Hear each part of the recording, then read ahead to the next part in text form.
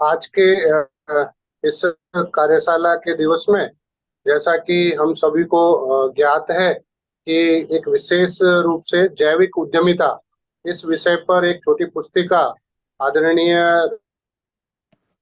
राजकुमार जी मित्तल, जो कि अपने अखिल भारतीय सह संयोजक हैं स्वदेशी जागरण मंच के, और उन्होंने इस पुस्तिका की रचना और सभी ने मिलकर के आउटपुट इनपुट लेकर के किया है। और उसी पुस्तिका को देश भर में इस विचार को ले जाने के उद्देश्य से यह एक प्रशिक्षण स्वरूप कार्यशाला का आयोजन हो रहा है। तो मैं आज के इस इन प्रमुख बिंदुओं पे जिन पे चर्चा होगी उसकी विषय प्रस्तुतिकरण के लिए आदरणीय राजकुमार जी मित्तल से आग्रह करूंगा कि वे इस विषय में आज का जो विषय होना है उस विषय में विषय प्रस्तुतिकरण करें। आदरणीय राजकुमार जी, सभी को नमस्कार।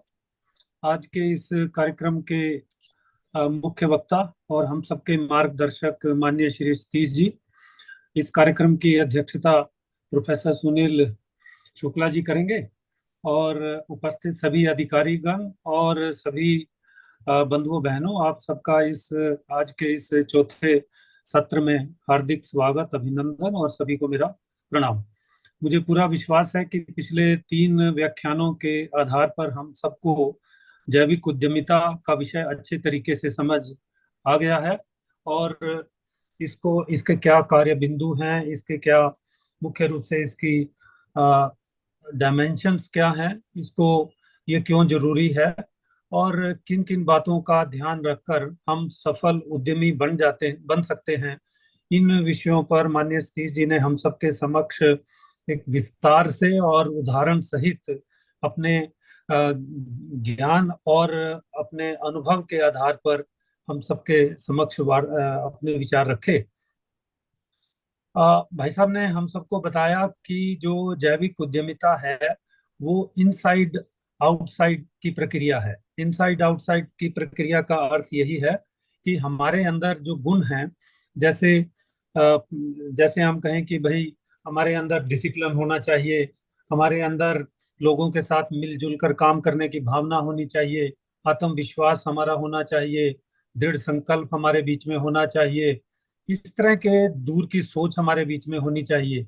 ये इनसाइड जो हमारे गुण हैं अंदर के, इनको हमने निखारना है, सीखना है, तराशना है और इनको तराश निखार कर आगे जो वातावरण समाज में हमें दिखता है, जो अपॉर्चुनिटीज हमें दिखती हैं, उनका लाभ लेकर हमें अपनी प्रक्रिया को, उद्यमिता की जो प्रक्रिया है उसको शुरू करना है। वास्तव में जो उद्यमिता की प्रक्रिया है वो 0 से 1 है, अर्थात कि कोई वस्तु, 0 का अर्थ है कि कोई वस्तु पहले एग्जिस्टेंस में नहीं है। हमें अपने इन गुणों के आधार पर मार्केट का फायदा लेकर और एक नए किस्म का एक व्यापार, नए किस्म का एक उद्यम खड़ा करना है। इस 0 से 1 की जो प्रक्रिया है, इसी को हम एक नया व्यवसाय या एक हम कहेंगे कि एक उद्यमशीलता की एक प्रक्रिया है। आज इस इनसाइड आउटसाइड की प्रक्रिया या हमारे में क्या गुण होने चाहिए, इनके बारे में भाई साहब विस्तार से चर्चा करेंगे। मैं सिर्फ एक एग्जाम्पल आप सबके समक्ष रखूंगा। जो वॉरेन बफेट का नाम हम सबने सुना है, वो 20वीं शताब्दी के सबसे अमीर व्यक्ति रहे और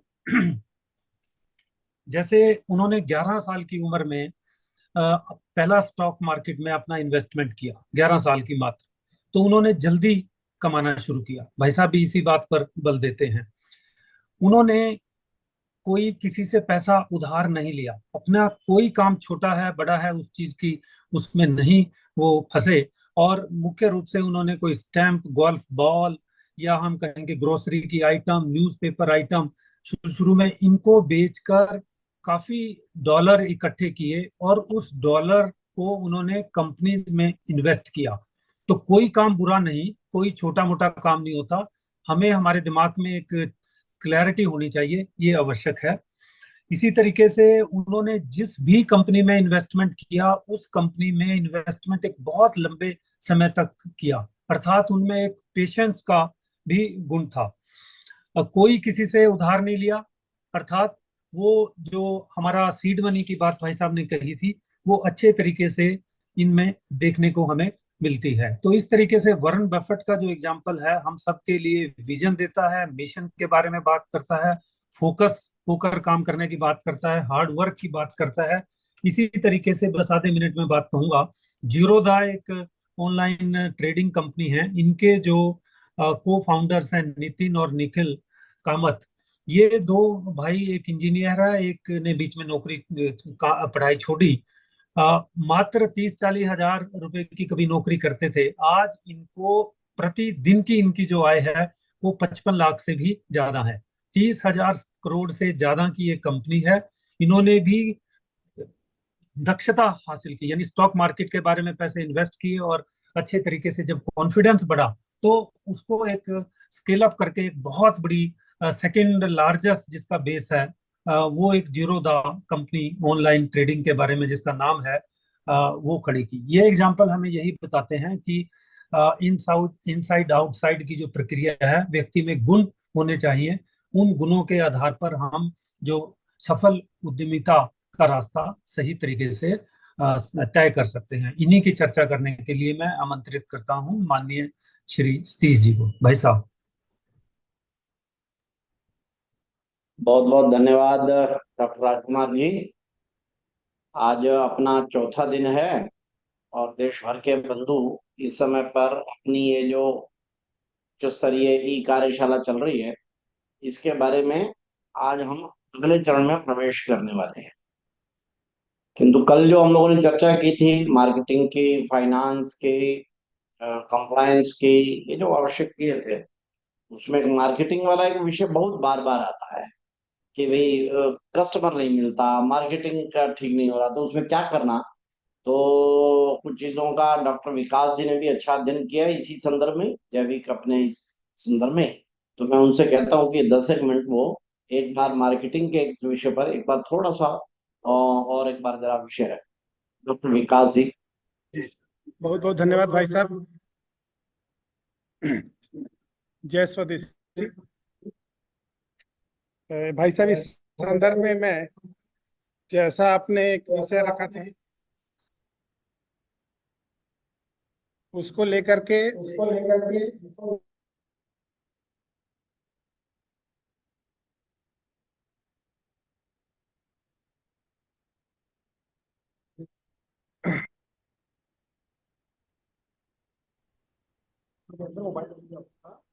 मैंने कुछ तैयारियां की है कि अपने समझने के लिए भी और कार्यकर्ताओं के साथ उस पर विमर्श करने के लिए भी कुछ तैयारियां की है। तो मेरा मोबाइल मेरा इसमें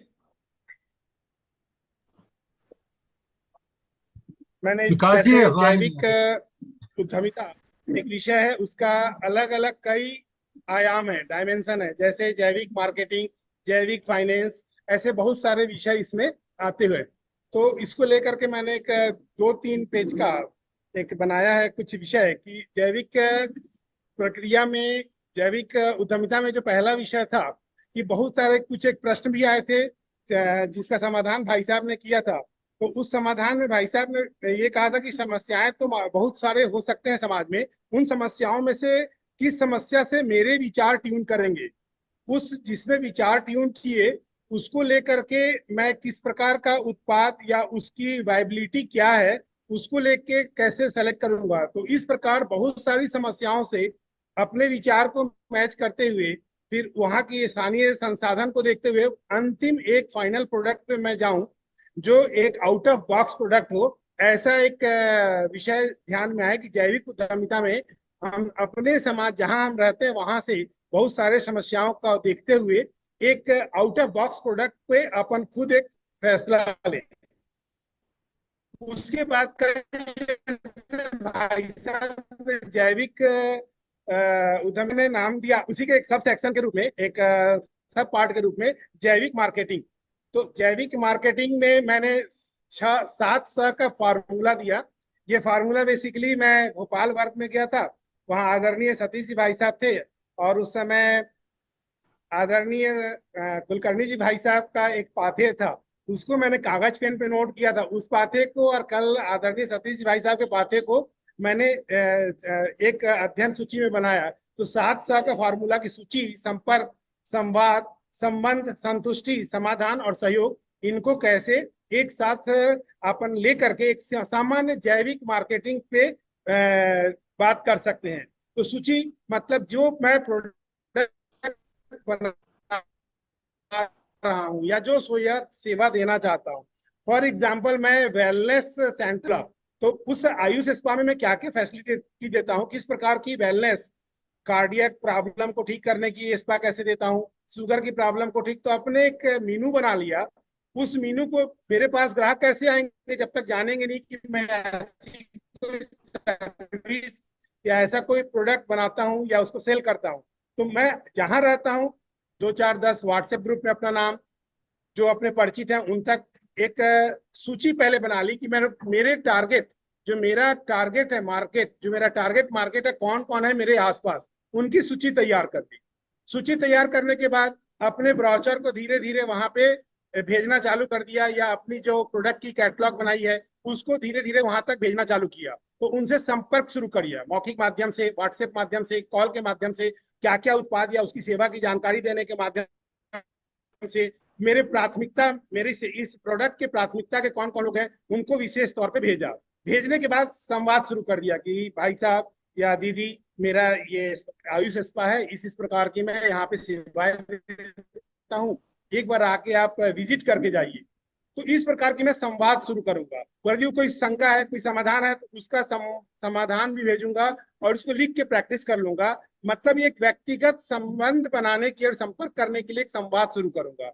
संवाद के बाद फिर उस संवाद को कन्वर्ट करना धीरे धीरे संबंध में, ये संवाद जो है, ये बातचीत है, उससे एक संबंध में हो जाए कि जब भी इनको स्पा कराना हो या कुछ कराना हो तो ये मेरे ही क्लिनिक पे आए, ये प्रोडक्ट खरीदने के लिए, आउट ऑफ बॉक्स प्रोडक्ट मेरे ही दुकान पे आए, मेरे ही उद्यम में आए, इस प्रकार का करें। और उसका नियमित फॉलो अप कैसे करना है, फिर ग्राहकों से उस संबंध में विश्वास और भरोसा जीत के उस संबंध में एक प्रगाढ़ता, एक गहराई तक लेके आना। फिर उसको संतुष्टि मिली कि नहीं ये भी देखना है कि हाँ ठीक है, मैंने संबंध बना लिया, लेकिन मेरे प्रोडक्ट से, मेरे सेवा से जो क्वालिटी सर्विस है उससे खुश है कि नहीं, संतुष्ट है कि नहीं। यदि संतुष्ट है तो सब ग्राहक तो संतुष्ट नहीं हो सकते। यदि किसी की असंतुष्टि है तो उसकी असंतुष्टि को संतुष्टि में कैसे करूंगा, एक फीडबैक रजिस्टर, एक सर्वेक्षण रजिस्टर, ऐसा तो कुछ बना लेंगे। उसके बाद यदि कोई प्रॉब्लम आ रही है या ग्राहक असंतुष्ट है तो उसका समाधान कैसे हो सकता है, खुद सोचूं, अपने दोस्तों से पूछूं, या जो असंतुष्ट है उससे भी पूछूं कि भाई क्या समाधान है, इस प्रकार का समाधान का तुरंत हल क्या हो सकता है। इस प्रकार से 7 स के लेकर के एक जैविक मार्केटिंग का, जैविक मार्केटिंग में ये 7 स का ये सूत्र, ये फार्मूला, इस आधार पे अपन जैविक मार्केटिंग को आगे कर सकते हैं। इसी प्रकार से जैविक उद्यमिता के पद के अलग अलग डायमेंशन, जैविक फाइनेंस कैसे होगा, फिर जैविक प्रोडक्ट की लॉन्चिंग कैसे होगी, ऐसे छोटा छोटा कुछ सोच रहे हैं। जैसा कि भाई साहब को मार्गदर्शन मिल रहा है, इसी के साथ मैं अपनी वाणी को विराम देता हूँ। भाई साहब ने समय दिया और पूछा, इसके लिए बहुत बहुत सादर साधुवाद, सादर प्रणाम। जय स्वदेश।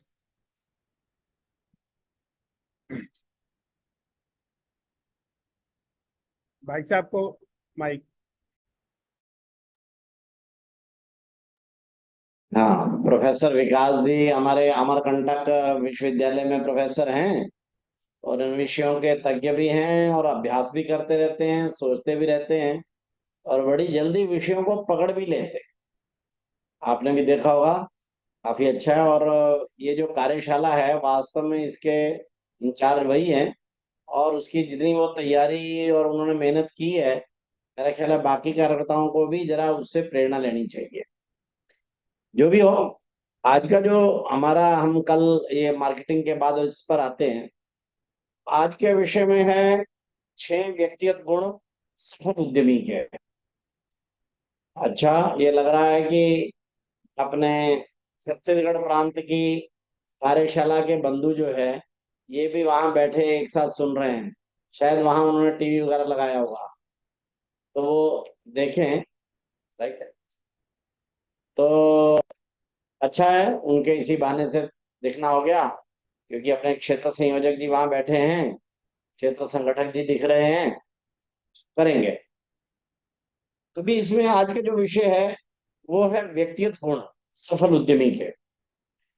कि हम लोग जब इस विषय पर काम कर रहे थे, रोजगार पर, कि कौन लोग रोजगार बड़ा बड़ा कमा रहे हैं, कर रहे हैं, तो उन्हें बहुत से लोगों से बातचीत जब की, तो सफल उद्यमियों की जब हम सक्सेस स्टोरी में बीच में गए, तो ध्यान में आया, जैसे यहाँ पर भी जो एक कहानी सुनाई गई थी डोसा प्लाजा वाले की, वो छठी फेल तमिलनाडु का व्यक्ति मुंबई में आकर काम शुरू करता है बर्तन धोने का। धीरे धीरे करके वो कॉफी बना वेटर का काम करता है, वहां से चाय बनाने का काम करता है, कॉफी स्टॉल शुरू कर देता है, फिर डोसा बेचना शुरू करता है, डोसा प्लाजा हो जाता है, और आज वो भारत की बड़ी मार्केट चेन हो गया है डोसा। जो बिट्टू टिक्की वाले के बारे में आप लोग सुनते हैं, या यहाँ बार बार प्रशांत कॉर्नर जो मुंबई वाले हैं जो मिठाई बेचते हैं उनके बारे में सुनते हैं, या तृष्णीत अरोड़ा। अब वो तृष्णीत अरोड़ा यहाँ नहीं सुनाई गई पहले कथा। ये लड़का लुधियाना का रहने वाला है, 12वीं तक पढ़ा बस, उसमें भी ठीक से शायद पास हुआ कि नहीं हुआ पता नहीं। उसको हैकिंग और एथिकल हैकिंग इसकी अच्छी जानकारी हो गई। वहां कोई लुधियाना के अंदर, लुधियाना का रहने वाला है, वहां पर कुछ पुलिस के उसमें कोई चोरी चपारी का कैसा डिजिटल उसका केस हुआ, तो उन्होंने बुलाया, इसको भी बुलाया, इसने तुरंत उस समस्या का समाधान कर लिया। तो वहां की लोकल पुलिस ने इसको अपने पास हायर कर लिया। फिर चंडीगढ़ में एक वर्कशॉप हुई, उसमें गया। धीरे धीरे करते हुए आज वो 400 करोड़ रुपए की कंपनी चला रहा है, टीएसी करके, तृष्णीत अरोड़ा कंपनी, मुंबई में। अब हम देखते हैं, 12वीं पास लड़का 400 करोड़ रुपए की कंपनी चलाता है। 2 साल लगा, छठी फेल लड़का आज 200 करोड़ का टर्नओवर करता है। 8वीं फेल प्रशांत कॉर्नर वाला 280 करोड़ का टर्नओवर करता है। बिट्टू टिक्की वाले का भी यही हाल सब होंगे। तो हमने बहुत विश्लेषण किया, भाई क्या मामला है, कौन लोग करते हैं। तब हमारे ध्यान में आया कि कोई बाहरी चीजें नहीं होती जिसके कारण से आदमी बड़ा उद्यमी बनता है। कोई कहे कि बीटेक कर लो तब आप बड़े उद्यमी बन जाओगे, ऐसा कुछ नहीं है। आईआईएम अहमदाबाद के लोगों को भी नौकरियां करते ही देखते हैं।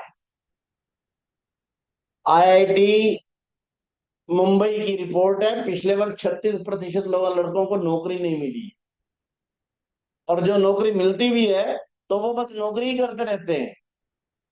इसका ध्यान में हमारे आया कि बड़ा उद्यमी बनने की, बड़ी कमाई करने का संबंध जो है, ये आपकी बड़ी पढ़ाई से या आपके पास फाइनेंशियल बैकग्राउंड कैसी है इससे नहीं है।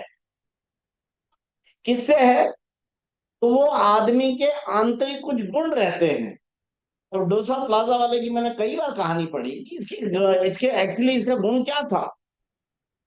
तो हमारे को अनेक ऐसे लोगों से मिलने के बाद, अनेक ऐसे लोगों की स्टोरी पढ़ने के बाद, हम लोगों को एक 6 गुण जो है ये ऐसे ध्यान में आए कि ये जिन लोगों में होते हैं वो जबरदस्त सफल उद्यमी बन जाते हैं। और फिर हमने ये भी देखा कि क्या ये 6 गुण ऐसे हैं कि जन्मजात ही होते हैं, जिनके जन्मजात होते हैं वो सफल होते हैं, जिनके नहीं होते वो नहीं होते। ना, ऐसा नहीं। ये ध्यान में आया कि ये 6 गुण ऐसे हैं जिनको विकसित किया जा सकता है।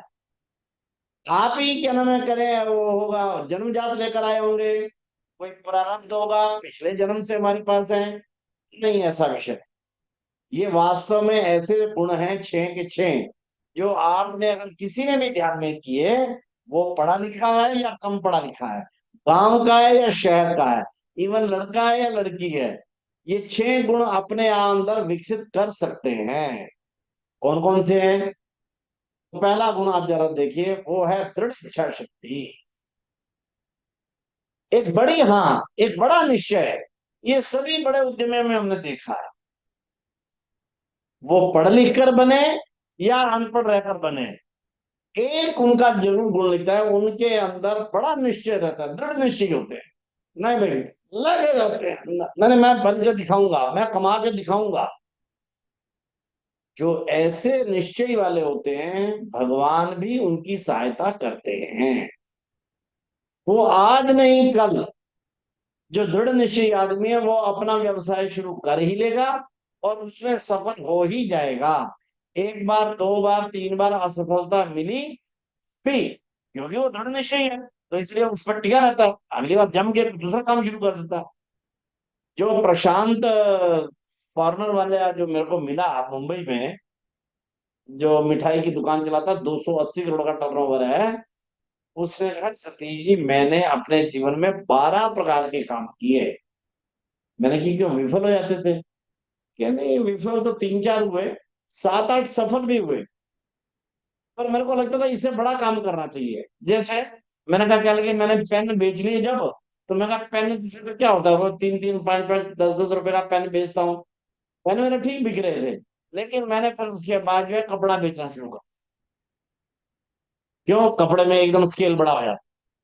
तो इसलिए दृढ़ निश्चयी आदमी ये अलग अलग प्रकार के काम शुरू करके भी अंततः किसी एक काम पर टिक कर और दृढ़ निश्चित बन होकर अपना उद्यम खड़ा कर ही लेता है। छोटे से शुरू करता है, लेकिन धीरे धीरे करके एक बड़ा उद्यम खड़ा कर ही लेता है, ये उसकी बात है। वह प्रोएक्टिव आर्थिक परिश्रम करने वाले का आधारभूत गुण रखता है इच्छा शक्ति। जो इच्छा शक्ति जिनके पास है उनके पास ये दो चीजें आ ही जाएंगी। प्रोएक्टिविटी, यानी बिल्कुल ज्यादा शुरुआत करना चीजों को करने में माहिर, और अथक परिश्रम। और ये सब हम लोगों को सैकड़ों सफल उद्यमियों से मिलने और बीसियों को पढ़ने के बाद उनका कॉमन गुण जो निकला वो है दृढ़ इच्छा शक्ति।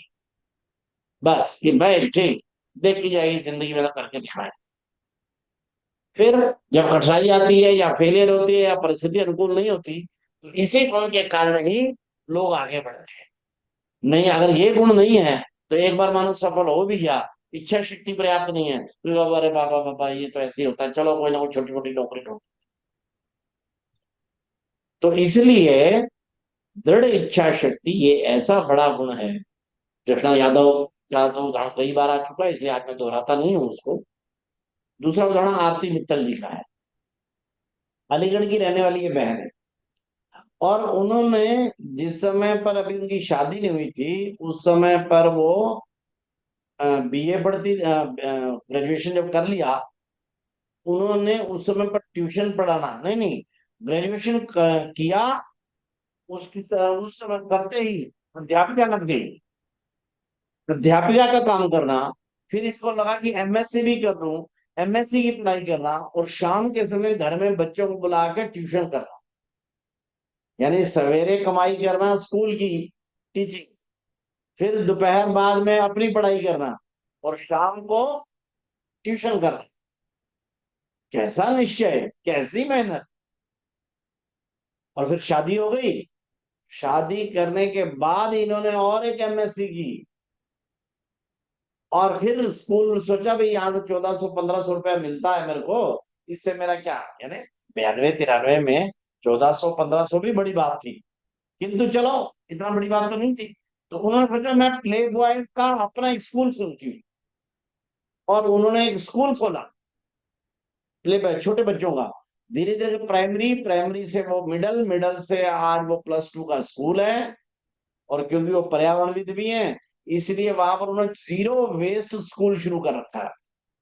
यानी रेगुलर पढ़ाई भी है, लेकिन वो खाली बोतलों से उन्होंने पूरा एक कमरा बना दिया, बच्चों से पेड़ लगवा के उन्होंने बड़ा सारा पर्यावरण का हिसाब किताब बना दिया। यानी अगर आप में निश्चय रहा, सोच रहा, तो एक सामान्य परिवार की महिला, शादी हो गई, बच्चे संभालते हुए एमएससी भी कर रही है, अध्यापक ने अपना स्कूल चला लिया है, आज बड़ा स्कूल चल रहा है वहां अलीगढ़ के अंदर। इसलिए ये चीजें जो है और वो ऐसी रहती है। दूसरा गुण इच्छा शक्ति के बाद, वो है जो भी सफल उद्यमी है या बनना चाहते हैं, जो आगे शुरू करेंगे, उनमें दूसरा गुण होता है, वो है, थोड़ा लिखा, हाँ, संबंध बनाने में माहिर। ऐसे संगठन में तो हम कहते ही हैं कि भाई दोस्ती बनाने में माहिर होना चाहिए, लेकिन ये वास्तव में उद्यमियों को भी गुण है। कईयों को लगता है कि अपना प्रोडक्ट बनाओ और वो बेचो, और क्या करो, या अपनी कोई सर्विस पैदा करो और वो बेचो। नहीं, मार्केटिंग के जब गहरे विषय आते हैं, जब टेढ़े विषय फंस जाते हैं कहीं, वहां पर वास्तव में संबंध ही आपके काम आते हैं। संबंध एक ऐसी चीज है, मैंने देखा है, यहां से लेकर एप्पल तक में काम आता। छोटे अपने पापड़ और भुजिया बेचने वाले से लेकर, इसलिए जो भी सफल उद्यमी हैं या बनना चाहते हैं, उनको इस बात पर ध्यान देना चाहिए कि वे संबंध बनाने में माहिर हैं कि नहीं। क्योंकि जो इस समय की एंटरप्रेन्योरशिप पढ़ाई जा रही है ना, इस बात पर उनका ध्यान कम जाता है। एंटरप्रेन्योरशिप पढ़ाने के पाठ्यक्रमों में इसकी उपेक्षा हो जाती है कि संबंध बनाने की कला वास्तव में बड़ी समस्याओं का समाधान भी है। आपके परिवार में, कॉलेज में, कार्यस्थल पर और यहाँ तक कि सरकारी संस्थानों में भी आपका संपर्क, आपका संबंध अनेक बार निर्णायक साबित होता है। अनेक बार कि बाकी चीजों से काम नहीं चला, लेकिन संबंधों के कारण से मसला हल हो गया, निकल गई चीजें। आपने कहीं सीखना है किसी से, अगर आप संबंध है तो आपको फ्री में सिखा देंगे। आपने कुछ बेचना है, संबंध अच्छा है तो कहेंगे अच्छा हाँ ठीक है हम शुरुआती आपका कर लेते हैं। संबंध बहुत काम आता है। एक बड़ा उदाहरण बताता हूँ। महाराजा हरि सिंह, ये जम्मू कश्मीर के महाराजा थे। अब जम्मू कश्मीर के महाराजा से उनका जो नेहरू ने अपमान किया हुआ था, नेहरू जी ने, इसलिए वो कहते थे भाई मैं नेहरू जी और नेहरू सरकार की किसी मंत्री से बात, मैं जम्मू कश्मीर को इंडिपेंडेंट रखूंगा और या फिर देख लूंगा क्या करना है। इधर केंद्र सरकार को लग रहा था कि जम्मू कश्मीर को इंडिपेंडेंट तो रखा ही नहीं जा सकेगा, वैसे भी भारत का हिस्सा तो भारत में मिलना चाहिए। आबादी वहां की मुस्लिम ज्यादा थी, इसलिए महाराजा हरि सिंह बड़े उसमें थे, दुविधा में थे भी क्या करूं। पाकिस्तान में जाने का उनका सवाल नहीं, लेकिन भारत में मिलना इसलिए नहीं चाहते थे कि वहां की आबादी उनके लिए तैयार नहीं हो रही थी, और इधर नेहरू से उनका संबंध बहुत खराब था। तब सरदार पटेल ऐसा कहते हैं, अब सरदार पटेल ने गुरुजी को कहा या गुरुजी ने सरदार पटेल, कुल मिलाकर गुरुजी ये महाराजा हरि सिंह को मनाने के लिए गए। क्यों? क्योंकि परम पूज्य गुरुजी संघ के आरएसएस के दूसरे सरसंघ चालक, इनका महाराजा हरि सिंह से बहुत संबंध, और गुरुजी ने जाकर महाराजा हरि सिंह को ये सारा समझाया कि देखो ऐसा है कि देश की, समाज की परिस्थिति को समझते हुए तुम्हारे को विलय करने में देरी नहीं करनी चाहिए, नहीं तो ये तुम्हारी हिंदू जनता के लिए, बाकी के लिए भी बड़ी मुश्किल है। और उन्होंने काफी बड़ी सहमति भरी। बाद में गुरुजी ने आकर सरदार वल्लभ भाई पटेल को बताया कि मेरी ऐसी ऐसी बात हो गई है, इतनी दिन तक बात हो गई है, अब आप सेना भेजिए और अपना शुरू कर। आज भी मैं सोचता हूँ कई बार कि इतनी बड़ी बात जम्मू कश्मीर को विलय कराने की, ये कैसे संभव हो पाई? क्योंकि गुरुजी के महाराजा हरि सिंह के साथ अच्छे संबंध थे, और महाराजा हरि सिंह जरा संघ की इज्जत करते थे, इसलिए भी जरा ठीक ठाक था, और कुल मिलाकर बात बनी। इसलिए संबंध बनाने में माहिर रहता है उद्यमी। तीसरा बड़ा गुण है साहस। ये साहस तो भाई सही है। अब कई बार मैं सोचता हूँ कि यार सारे गुण में पांचों छह ऐसे हैं कि नंबर वन पे किसको रखूं, सारे ही ऐसे होते हैं। बिल्कुल ऐसा कोई उद्यमी नहीं होता जो छोटा है अपना रिस्क उठा ले। अगर कोई है तो वो आगे जाकर फ्लॉप हो जाए, जिसने अभी तक कोई रिस्क नहीं लिया। जो कैलकुलेटेड हो गया है और कोई रिस्क लेने का आदी नहीं है, वो लंबे समय में कहीं ना कहीं कठिनाई में पड़ जाए। इसलिए उद्यमी जो है ये साहसी होना ही चाहिए, रिस्क लेने का अभ्यास चाहिए ही चाहिए। मैं उद्यमी बनूंगा, जब आप ये सोचते हैं, ये भी तो निर्णय साहसी व्यक्ति का था, भाई सब तो नहीं, नौकरी नौकरी बस जैसी दो, छोटी दो बड़ी दो, नौकरी दे दो बस। उसके स्थान पर आपने अगर फैसला किया कि नहीं नहीं मैं अपना काम करूंगा, स्वरोजगार करूंगा, उद्यमी बनूंगा, ये भी तो साहसी, साहस का काम है। उद्यमिता कई बार क्या होती है, शब्द भेदी बाण, आपने सुना होगा ना, शब्द भेदी बाण मारा। तो शब्द भेदी क्या था, एक आवाज आई और उस आवाज को देख के उस तरफ अंदाजा लगा के तीर मारा। तो क्या है, अंधेरे में तीर मारना होता है, आवाज सुनकर तीर मारना होता है। लगेगा, लग ही जाएगा, नहीं लगा तो भी देखेंगे, अगली बार देखेंगे। उद्यमिता ये शब्द भेदी बाण मारने जैसा मामला होता है। निशाने पर लगने का पूरा दावा नहीं होता, पर विजय का एक विश्वास होता है, विजय के लिए आवश्यक साहस होता है। क्या करो देखी जाएगी, ये चलो करते हैं देखी जाएगी का साहस है, ये अत्यंत आवश्यक है अगर आपको विजय प्राप्त करनी है, अगर आपको सफलता प्राप्त करनी है। क्योंकि साहस क्या होता है, कई निर्णय ना अनुमान के आधार पर ही लेने पड़ते हैं, अंदाजा ही लगाना पड़ता है कि हाँ ऐसा करने से हो जाए, थोड़ा कह देते हैं अच्छा भाई ऐसा हो जाए, आप चिंता मत करो देखेंगे। ये छोटे छोटे रिस्क होते हैं, ये अत्यंत आवश्यक होते हैं। अगर आप छोटे जित सामान्य अपने व्यवसाय, चाहे की दुकान से लेकर जंग जिसमें जीतना होते हैं ना, कारगिल की जंग या और भी कोई जंग, बिना साहस के कोई जीतता, केवल कैलकुलेशन के आधार पर, केवल इसके आधार पर हाँ ये ठीक बैठ रहा है, ये ठीक बैठ रहा है, जो अकॉर्डिंग टू बुक है, हाँ इस बुक में ये लिखा है, बस इस बुक के हिसाब से कर दो ना।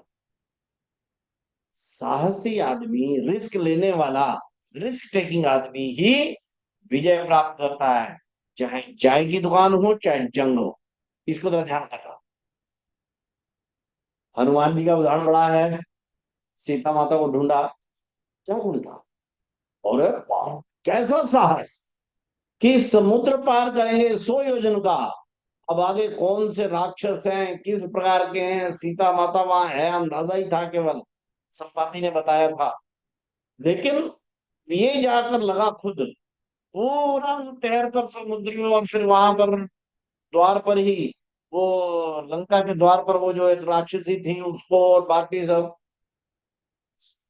हनुमान जी का जीवन ये हमारे लिए प्रेरणा है कि कैसे साहस के आधार पर ही सफलताएं मिलती है। हनुमान जी तो हमारे आदर्श है, लेकिन हम उसके अनुसार साहस का गुण अपने अंदर विकसित करने की सोच। ऐसे एक बड़ा उदाहरण पोखरण में विस्फोट का है। आप लोगों को मालूम है कि नहीं, 1998 में 11 मई को पोखरण विस्फोट 2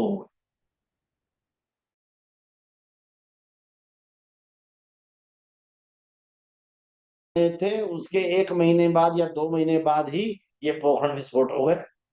तो सबको आश्चर्य हुआ कि क्या अटल जी के आने पर ये 1.5-2 महीने में ही एटम बम बन गया।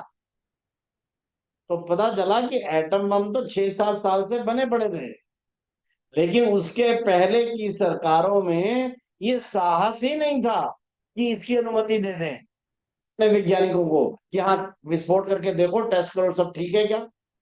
क्यों? अमेरिका प्रतिबंध ना लगा दे, यूरोप प्रतिबंध ना लगा दे, ये ना हो जाए, वो ना हो जाए, क्या हो जाएगा, मर जाएंगे, शायद एक प्रतिबंध लगा तो देश की अर्थव्यवस्था खराब हो जाएगी। अटल बिहारी वाजपेयी आए, उनको भी वैज्ञानिकों ने कहा कि एटम बम तो हमारा तैयार पड़ा 5 साल से, 6 साल से, अनुमति नहीं दे रहे, आप लोग अनुमति दोगे तो हम विस्फोट करना चाहते हैं तुरंत। किस चीज की दिक्कत है? उन्होंने कहा नहीं, पहले भी हम बताते थे, कोई अनुमति देते ही नहीं थे, कहते देखेंगे देखेंगे। इनका मामला क्या है? तो क्या लगे कोई प्रतिभा है क्या, प्रतिबंध लगाएगी दुनिया, भारत तो अजय है, देखी जाएगी। और उन्होंने बनाया वैज्ञानिक टीम को, सारा समझा और कहा कि ठीक आप विस्फोट करो, बाकी देखेंगे। और हम जानते हैं हो गया, विजयी हो गया देश, सारे दुनिया में हमारा नाम डंका बज गया। अटल जी के साहस ने, वैज्ञानिकों की खोज ने नहीं, केवल वैज्ञानिकों ने तो खोज तो की, लेकिन वो तो 5 साल की हुई पड़ी थी। साहस के बिना एटॉमिक विस्फोट भी होने,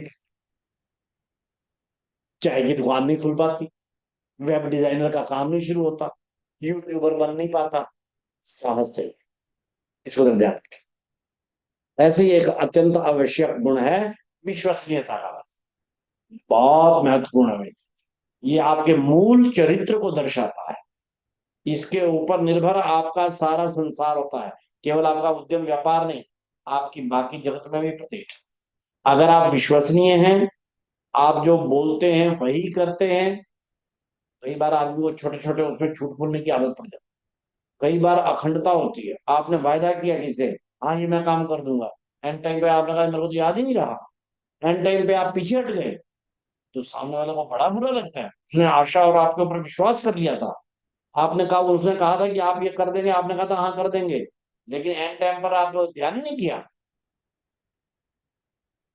एक बार अगर अविश्वसनीयता हुई ना, तो आगे बहुत बड़ी बार, कई बार करने पर भी आप फिर पिकअप नहीं कर सकते। फिर आप खर्चा करने पर भी, प्रचार करने पर भी आपका प्रोडक्ट उठता नहीं है। इसलिए कुछ कठिनाई झेलनी पड़े, घाटा उठाना पड़े, तो भी आपने जो अपनी बात कही है या छोटे बड़े वायदे किए हैं उसको पूरा करिए। और अगर बहुत ऐसा हो जाए आप कर ही नहीं सकते, आप बड़ी स्थिति में फंस गए हैं, तो जिससे वायदा किया है उससे पर्याप्त समय पूर्व विनम्रता पूर्वक बातचीत करके उससे आग्रह करिए कि भाई ऐसी विषम परिस्थिति में फंस गया हूं, मुझे तुम इस वायदे से मुक्त करो। अमेरिका वगैरह में तो आजकल एक नई कल्चर चली है मुझे पता। तो वो बाकी कहते हैं टेक्निकली मुक्त तो वो सारा करते करते हैं, वो कहते हैं मैं तुम्हारे को मोरली मुक्त करता हूँ। ये जरूर कहते हैं कि भाई जो हिसाब किताब में कमी पेशी रह गई कोई बात नहीं, मैं मोरल रूप से तुम्हारे को मुक्त कर प्लीज बस। तो इसलिए विश्वसनीयता जो है ये बहुत बड़ी बात होती है, इस पर हमेशा ध्यान करना चाहिए। मैं जब याद किया रहा था तो एक पुराना फिल्मी गीत याद आ रहा था, जो वादा किया वो निभाना पड़ेगा, रोके जमाना चाहे रोके खुदा ही तुमको आना पड़ेगा। और वो गाना तो बड़ा पुराना बचपन में हमने सुना था, लेकिन मैं सोचता गाने का दम तो बड़ा, जो वादा किया वो निभाना पड़ेगा, रोके जमाना चाहे रोके खुदा ही। विश्वसनीयता का ये बड़ा लेवल होता है।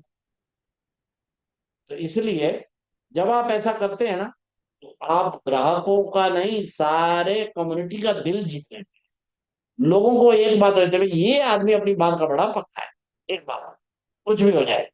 इसलिए आप अपने चारों तरफ एक विश्वसनीयता का जब वातावरण बनाते हैं, तो आप अपनी ही एक सफल गाथा जो है वो लिख लेते हैं, क्योंकि आपके चरित्र का सबसे प्रमुख भाग। फिर पांचवा गुण है धैर्यवान व मेहनती। काफी बार आदमी सब कुछ ठीक ठाक चलते हुए भी थोड़ी सी कठिनाई या थोड़ी सी उलझन आने पर धैर्य खो गुस्से में आ जाता है, संतुलन खो बैठता है, मानसिक रूप से गर्म हो जाता है। ऐसी स्थिति में बड़ी दिक्कत होती है। आप बड़ा ठीक ठाक चल रहे थे, छोटी सी कठिनाई आ गई, आप इम्बैलेंस हो गए, धैर्य नहीं रखा ना। अनेक बार परिस्थिति ऐसी आती है, समय ऐसा आता है जब इंतजार करना होता है। जो लोग धैर्य खो देते हैं वे कठिनाई में पड़ते हैं। प्रतिक्रिया करना, बच के साइड में हट जाना, उससे होना, मस्तिष्क को गर्म करना, इनके कोई फायदा होता नहीं है। ऐसे में जो धैर्यवान लोग होते हैं, अगर उस समय पर आपने कहा कोई बात नहीं, आप या तो चुप रहे, शांत रहे, थोड़ी प्रतीक्षा की, स्थिति देखते हुए साइड में हटकर जरा विश्लेषण किया कि भाई ये क्या मामला हो रहा है, कोई नहीं, एकदम पीछे अंदर बाहर हिल नहीं गया, कोई बात नहीं, देख रहे हैं ये ऐसा हुआ, ऐसा इसमें अच्छा, ऐसा नहीं, ऐसा कर रहे हैं, ओके। अगर आप धैर्य में रहे तो उस परिस्थिति से निकल गए, तो आप बहुत बड़ा अपना नुकसान बचा लेते हो और फिर सब चीजें हो जाती। और अधिकांशतः चीजें तत्कालिक होती है।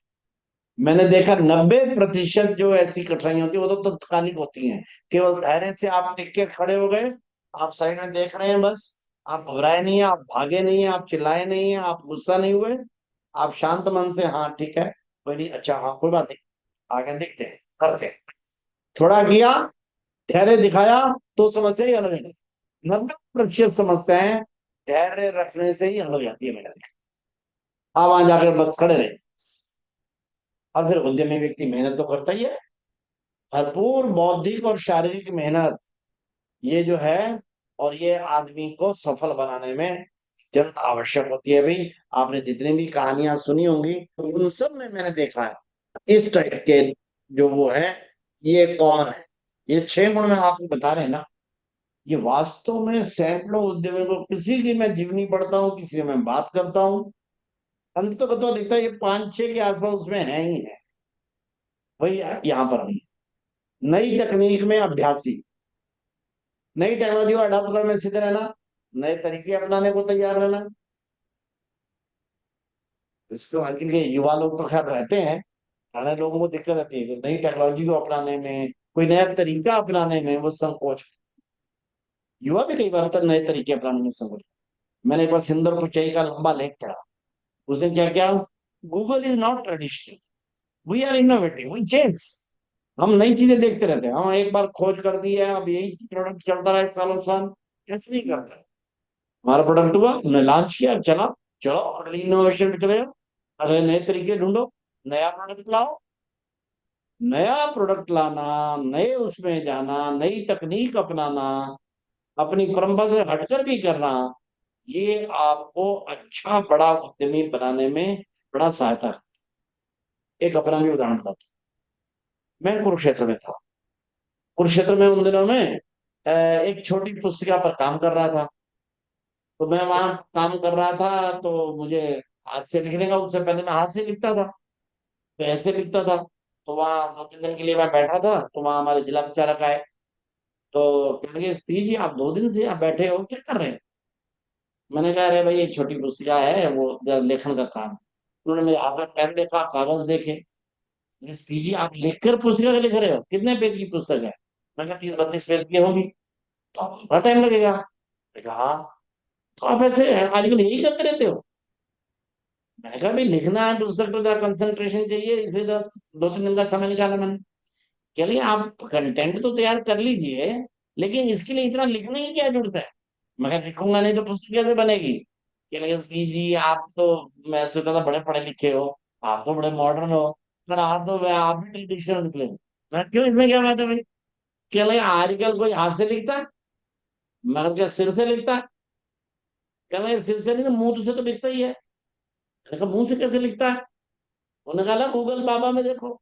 और उसने गूगल उठाया, वहां पर वो वॉइस रिकॉर्डर उसने लगाया और कहा कि बोलो। वहां मैंने बोला, जो भी वाक्य बोले 2-3 वो बोल रहा है, साथ साथ टाइप करता गया वो। तो मैं कह रही ये क्या है? चल ले, ये बता दे 6 महीने हो गए, 8 महीने हो गए, इसको साल हो गया होगा गूगल ने ये सर्विस शुरू कर रखी है। यहाँ से 4-5 साल पहले की बात। अरे बाप रे। और वो दिन मैंने अपनाया, उस जिला प्रचारक ने मेरे को सिखाया, वो दिन मैंने अपनाया। आज दिन तक मैं देखता हूँ, अगर मैं वही पुराने ढर्रे पे चला रहता, पता नहीं कितना मेरा समय नष्ट होता। मैंने गूगल वॉइस रिकॉर्डिंग से उस समय तय कर दिया 5 साल पहले, मैं पूरी बुक आज उस पर रिकॉर्ड करवा लेता हूँ। इसलिए नई टेक्नोलॉजी को अपनाने से बहुत सी चीजों में आपको करती है। मैं अपने यहाँ भी देखता हूँ, कश्मीरी लाल जी, अभी 5 या 6 दिन पहले की बात थी, मेरे को किसी एक विषय पर ना पूरा का पूरा आर्टिकल करने की बात थी। तो मैं सोचा था कि इसके लिए चलो वॉइस रिकॉर्ड लेके इसके लिए कंटेंट तैयार करूंगा। कश्मीरी लाल जी मेरे को कहला, स्त्री जी आप बड़े अपने आप को मानते हो? मगर क्यों? चैट जीपीटी है ना। मगर चैट जीपीटी जो क्या करेगी, मैंने स्वदेशी का और स्वावलंबन पर देखना है कि सरकार की क्या पॉलिसी आ रही है। कहने इसमें क्या बात है? और वो चैट जीपीटी वो लगाया और उस पर बोला कि 200 वर्ड्स में क्या नाम है, सरकार की स्वदेशी के बारे में पॉलिसी बताइए। और मैं देखा, बस उन्होंने लिखा धड़ धड़ धड़ धड़ धड़ धड़, बाप रे। मैं कहाँ भी चल रहा हूँ, कश्मीर आदमी से मेरे से बड़े, लेकिन वो लिखा तरीके अपनाने में वो है। तो लेटेस्ट तकनीक अपनाने में या तरीके अपनाने में हम लोगों को जो है, और वो तैयार रहना चाहिए। ये एक बात है। बड़ी बात आएगी कि ये गुण अपने अंदर कैसे सिद्ध करें भाई। हमारे को आपने कहा तो कि 6 गुण। 6 गुण कौन से हैं? वो आ गया। सबसे पहला है इच्छा शक्ति। दूसरा कौन सा है भाई? सबसे पहले इच्छा शक्ति, फिर उसके बाद अ, इच्छा शक्ति, दूसरा संबंध बनाने में माहिर, तीसरा साहस, चौथा विश्वसनीयता, पांचवा धैर्यवान व मेहनती, और छठा नई तकनीक बनाने में अभ्यासी। अब ये 6 गुण आदमी सोचे मैं अपने अंदर कैसे विकसित कर सकता हूँ? मेरे में तो ऐसा नहीं है। मैं धैर्यवान नहीं हूँ, इच्छा शक्ति में भी ऐसा है नहीं। मैं सोचता हूँ, मैं अपने बात अगली बार सोचता हूँ, अरे बाप रे ये नहीं मेरे से हो, या और कुछ नहीं। ये तो ध्यान करने वाली बात है। ये गुण हम अपने अंदर विकसित कर सकते हैं। तरीका तो बड़ा सरल है। आप इन 6 गुणों को एक साफ कागज पर लिखिए। इन 6 के अलावा आपको लगता है नहीं मेरे को तो ये 7वां गुण भी विकसित कर रहा है, मानो समय पालन। मान लो आपने एक और रोक दिया समय पालन, या और भी कोई एक आधा लिख दिया। आपको एक आधा इसके बारे में कोई लगता है, हालांकि इसमें कुछ छोड़ने वाला तो है नहीं, लेकिन चलो आप अपने हिसाब से 6 या 7 गुणों की सूची बनाते, स्पष्ट सूची बनाए, उसके सामने एक आधी कोई लाइन भी लिख दे वर्तमान। और ये 6 या 7 गुणों की सूची साफ सी अपनी डायरी पर लिखें, या जहां पर आपका बेड है या आपकी टेबल है वहां पर साफ से अपने सामने लगा कर आते जाते आपकी निगाह रखती रहे। लगातार आपके मन मस्तिष्क को आप ये संदेश देते रहते हैं कि मुझे ये 6 गुण विकसित करने हैं अपने अंदर, मैं कर रहा हूं।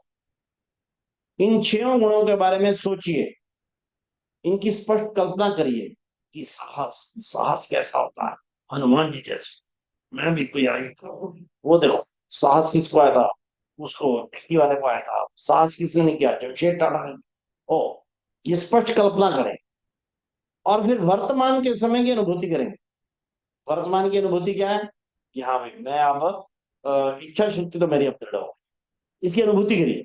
मैं एक दृढ़ इच्छा शक्ति वाला व्यक्ति बन गया हूँ, इसकी अनुभूति करिए कि मैं अब धैर्यवान व्यक्ति बन गया हूँ, एक बात पक्का है, मैं अब धैर्यवान। ये अनुभूति करिए, निश्चय करिए इन गुणों के बारे में, इनके फायदों की कुछ सूची बनाएं कि अगर मैं ये हो गए तो इनके फायदे क्या क्या होंगे। किसी शिक्षक से, आपका कोई टीचर आपका सिंसियर है ऐसा, यानी जिसे आपका संवाद बहुत अच्छा बैठा हो, आपके माता पिता हो सकते हैं, बड़ा भाई हो सकता है, बहन हो सकती है, या कोई एकदम नजदीक का कोई योग्य व्यक्ति हो सकता है, जिससे इस गुणों के बारे में जरा चर्चा करें। सोचना, चिंतन करना, दूसरा काम है चर्चा करना। जब आप चर्चा करते हैं तब आपके अंदर ये गुण आना शुरू होते हैं। जब आप बोलते हैं, जब आप सुनते हैं, ये प्रक्रिया शुरू है।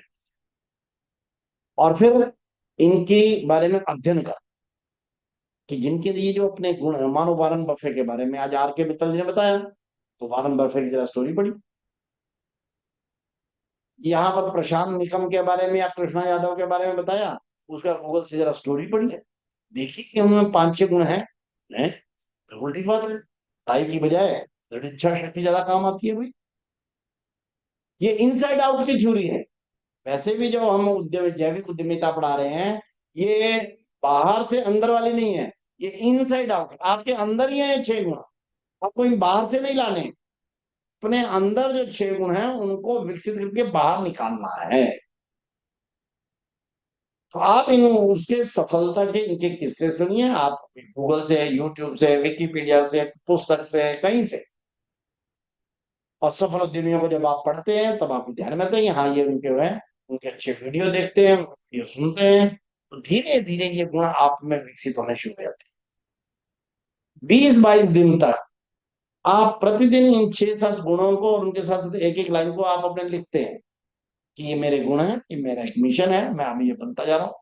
20 है ये जो लिखना है, ये न्यूरोसाइकी एक प्रक्रिया है, ये इन चीजों को आपके दिल दिमाग के अंदर उतारती है। आपने लिखा, 20-22 दिन तक प्रतिदिन आप लिखते करते हैं, तो आप में वही चीज धीरे धीरे करके विकसित होने शुरू हो जाती है हर दिन। और जब आप ऐसा अध्ययन करते हैं, जब आप चर्चा करते हैं, चिंतन, चर्चा और अध्ययन, ये 3 चीजें जब आप करते हैं, तो 3-4 महीने में ही ये 6 गुण आप में, अब ये मैं नहीं कहता कोई कितनी मात्रा में हो गया, कितना कितने कंसंट्रेट किया, कितना कितने अध्ययन किया, कितनी चर्चा की, कितना कोई अपने आप को संकल्पित किया, उसके आधार पर 3-4 महीने में मैंने देखा है कि ये गुण युवाओं के अंदर विकसित हो जाते हैं, जो कि उद्यमिता के आवश्यक है। मैं पक्के विश्वास के साथ कह रहा हूं, उद्यमिता का बड़ा और आवश्यक गुण ये पढ़ाई नहीं है। पढ़ाई अच्छी हो, अच्छी बात, मैं पढ़ाई के मैं कम करने को नहीं ना, लेकिन पढ़ाई थोड़ी कम रही या ज्यादा, इच्छा शक्ति है कि नहीं, पढ़ाई कम रही या ज्यादा, साहस है कि नहीं, पढ़ाई कम रही या ज्यादा, धैर्य है कि नहीं, पढ़ाई कम रही या ज्यादा, आप नई नई चीजों को सीखने का, नई तकनीक अपनाने के अभ्यासी हैं कि नहीं, पढ़ाई कम रही या ज्यादा, विश्वसनीयता आपकी पर्याप्त है कि नहीं, ये सबसे प्रमुख बात है। इसलिए ये 6 गुण और इन गुणों को विकसित करने की प्रक्रिया, इसकी आज हमने चर्चा की है, तो आप देखेंगे कि इसके बाद आप एक अच्छी प्रक्रिया में जा सकते। फिर उद्यमियों को कुछ चुनौतियां आती हैं कई बार, तो आदमी अभी सोच रहा है उसका समाधान कैसे करना। चुनौतियों के समाधान के लिए आवश्यक विषय होता है कि आपका सकारात्मक दृष्टिकोण है और विश्लेषण करने की क्षमता है, उसको विकसित करें। चुनौतियां आती हैं, चुनौतियां यानी कठिनाइयां, कठिनाइयां आती है, घबराना तो है नहीं, पहले ही हमने कहा है।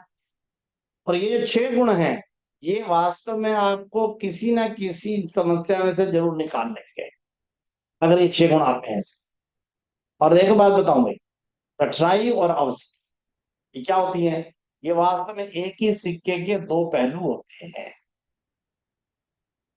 अवसर सामने से अवसर होता है, कठिनाई पीछे से अवसर होता है, बस।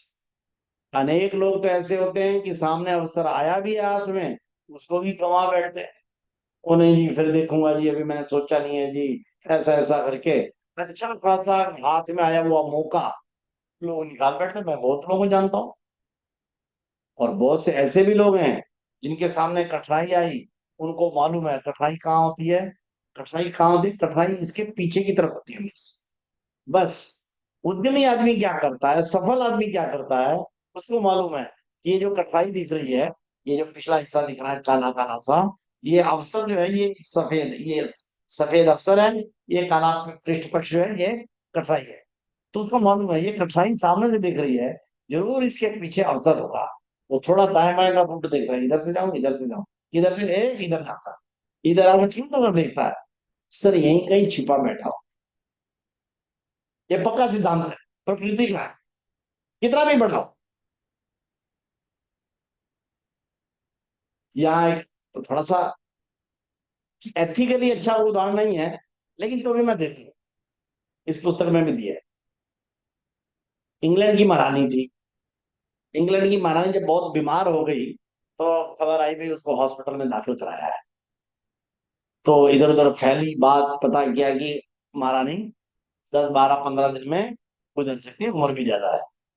अब बाकी सबने पढ़ा पढ़ा, भाई अब वो बड़ा मुसीबत है। तो महारानी में वो होगी तो 3 दिन दुकानें बंद रहेंगी, और वहां झंडा झुकाना पड़ेगा, शोक होगा, कोई पार्टी वार्टी नहीं कर सकते, वहां की साधारण प्रथा है।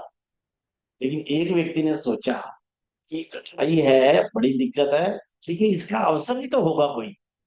सोचते सोचते उसके एक बात ध्यान में क्या आई, कि जब महारानी मरती है या राजा मरता है, तो उस समय में प्रथा है कि 7 दिन तक काले कपड़े पहन के ही कहीं जाना होता है। विशेषकर जो अवसर इस टाइप के सभा वगैरह होते हैं, उसमें काला कोट, काली पैंट, या काली टाई, या जो भी है काला, वो लगाकर जाना होता है। इसने क्या सोचा, बाकी सारे तो अरे भाई अब 3 दुकानें बंद रखनी पड़ेंगी, कोई बिजनेस कर, कोई आप पार्टी नहीं कर सकते हो, कोई अच्छा काम आप कर ही नहीं सकते हो, ट्रेडिशन है, कोई बात नहीं है, ऐसा लिया। उसने क्या सोचा, इस कठिनाई में अवसर क्या है? उसने अवसर सोचा, भी काले कपड़े पहनते हैं, ठीक है, तो ऐसा करो। उसने अपने जो भी 8 10 12 नौकर थे, मैनेजर वगैरह जो भी थे, उनको बुलाया। उसका भी एक शोरूम था, उसके 12 13 शोरूम थे। उसने कहा कि जितने भी लंदन शहर के अंदर जितने भी स्टोर हैं कपड़े के, उन सबसे जितना कपड़ा जिस रेट में मिलता है वो खरीद लाओ। उनका जी वहां तो 50 दुकानें होंगी सारे शहर में कपड़े की, 50 दुकानों पे जाओ, 3 थान 2 थान 5 थान जितने उनके पास पड़े काले रंग वाले के, केवल काले रंग के ले आओ। अब वो वहां गए, अभी तो किसी ने कोई शुरू भी नहीं किया था। अब इसको केवल खबर पड़ी थी, तो अगले ही दिन इसने जाके एक एक करके चुपके से सारे शहर के काले थान उठवा लिए, और कहा कि रखो पूरा देखते हैं। 10 दिन 12 दिन 14 दिन 16 दिन 17 दिन निकल गए। 17 दिन बाद महारानी की मृत्यु। महारानी मृत्यु हुई, तो लोगों ने अरे वाह वाह, ये हो गया वो हो गया, खबरें पड़ी।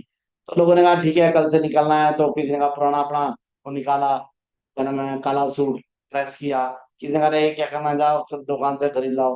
हो गए दुकानों पर, दुकान पर तो था नहीं। उन्होंने क्या, कि काला थान तो अभी हमारे 4 5 दिन पहले ही ले गए सारे के सारा। अच्छा, और इसकी जो रिटेल की 12 13 दुकानें थी, उनके ऊपर जो गया उसको मिल गया। और इसने क्या कर रखा था, मान लो 50 रुपए मीटर कपड़ा था, तो उसको कहा हमारा तो 100 रुपए मीटर है। क्यों, इसको मालूम था और तो किसी के पास अब है नहीं, और लोगों ने तो काला कपड़ा खरीदना ही है, क्योंकि काला कपड़ा तो डालना ही है उन्होंने।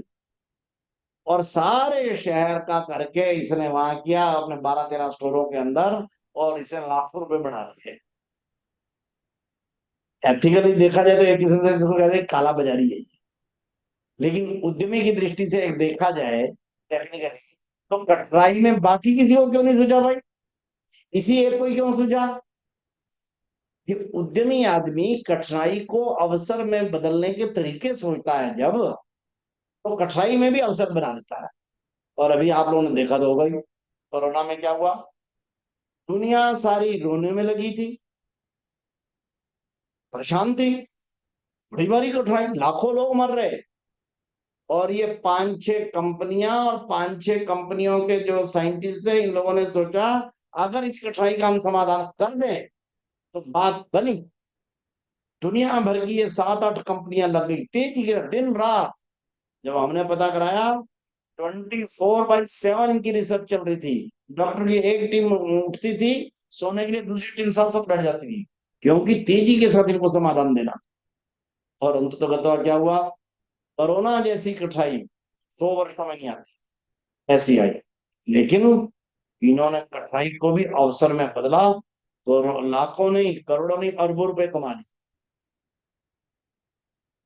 तो कोरोना की कठिनाई और वो एक बात है, लेकिन जिन्होंने इसको अवसर में बदल लिया, उसका भी एक उदाहरण है। तो उस नाते से भी जरा देखें।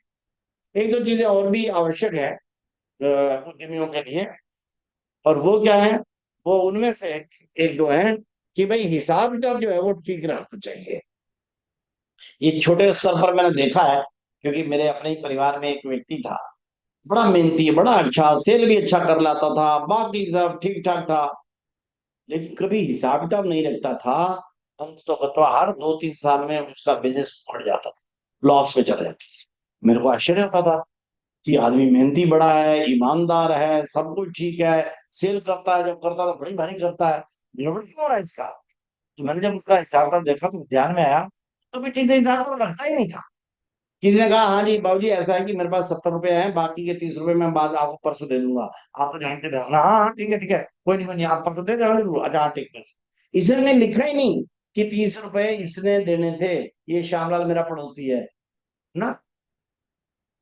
कितने आए बस, जो शाम को आए बस इसकी जेब में, और जान खर्चा हुआ है ऐसे। हिसाब किताब ना करने से अच्छा खासा व्यक्ति भी सफलता से छूट जाता है। और हिसाब किताब रखना उद्यमी का सर्वोच्च गुण होता है, ध्यान। इवन मैं तो कहता हूं कि हिसाब किताब रखना भी कमाना है। एक उदाहरण बताता हूँ, अपने ही एक संस्था थी यही दिल्ली में। तो उसके प्रमुख टीम से मेरी बात हुई, तो उन्होंने कहा बड़ी परेशानी है, ऐसे ऐसे चलता रहता है।